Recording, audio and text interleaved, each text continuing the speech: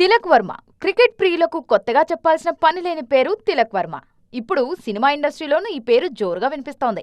శ్రీలీలతో ముడిపెడుతూ మన భామకి తిలక్ వర్మకి మధ్య సంథింగ్ జరుగుతోందనే వార్తలు ఇలా వైరల్ అయ్యాయో లేదో.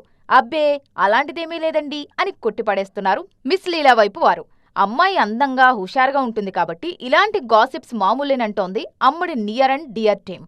ఆ మధ్య బాలీవుడ్లో ఇలా అడుగు పెట్టగానే కార్తీక్ ఆర్యన్తో ప్రేమలో పడ్డారనే వార్తలు గుప్పుమన్నాయి. మన దగ్గర సినిమాలు చేస్తున్నన్ని రోజులు శ్రీలీల విషయంలో ఇలాంటి గాసిప్స్ వినిపించలేదు.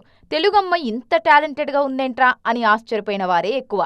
అలాంటిది జస్ట్ ఇలా టాలీవుడ్ గడప దాటక ముందే గాసిప్స్ గుప్పుమంటున్నాయి.